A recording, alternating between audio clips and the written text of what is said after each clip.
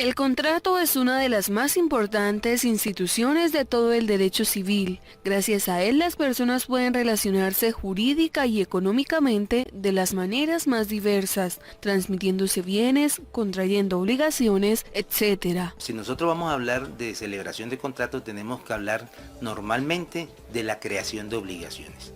Porque los contratos son la fuente generadora de obligaciones, la más amplia fuente generadora de obligaciones.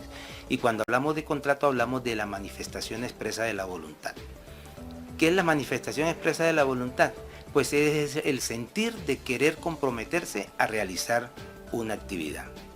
Pero la ley colombiana establece que para poder uno obligarse necesita tener capacidad. ¿Qué es la capacidad?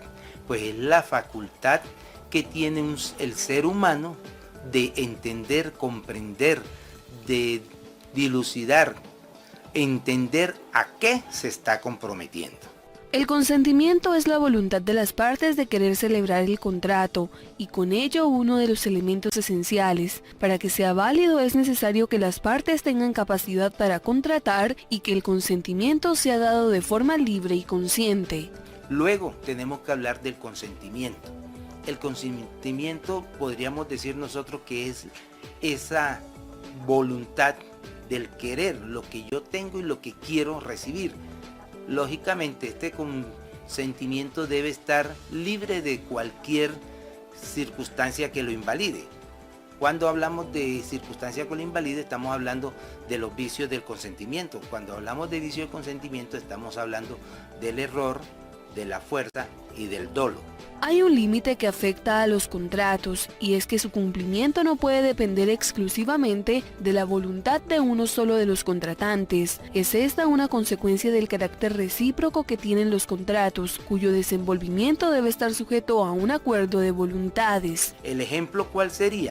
Si yo tengo una casa, me ofrecen compra, no la quiero vender, pero me amenazan, me ultrajan, y yo accedo a vender la casa, pero en contra de mi voluntad porque estoy temiendo por mi integridad física, ese negocio está viciado, ese negocio no tiene validez y pueden recurrir a un abogado para que haga valer esas causales y el juez determine que usted tiene el derecho a recuperar su casa e invalidar ese negocio.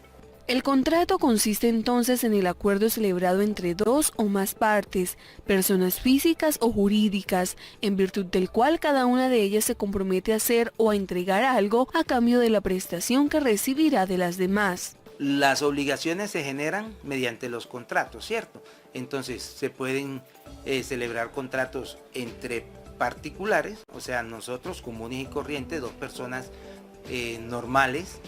Se pueden celebrar entre personas naturales, que somos nosotros, y personas jurídicas, que son las sociedades, las empresas, y se pueden celebrar negocios también o contratos jurídicos entre personas jurídicas, es decir, dos entidades pueden celebrar contratos para buscar cada uno su beneficio.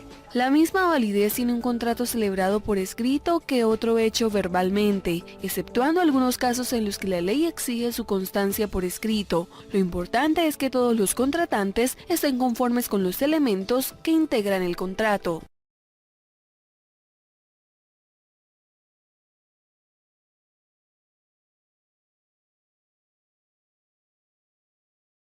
El contrato es una de las más importantes instituciones de todo el derecho civil. Gracias a él, las personas pueden relacionarse jurídica y económicamente de las maneras más diversas, transmitiéndose bienes, contrayendo obligaciones, etc. Si nosotros vamos a hablar de celebración de contrato, tenemos que hablar normalmente de la creación de obligaciones. Porque los contratos son la fuente generadora de obligaciones, la más amplia fuente generadora de obligaciones. Y cuando hablamos de contrato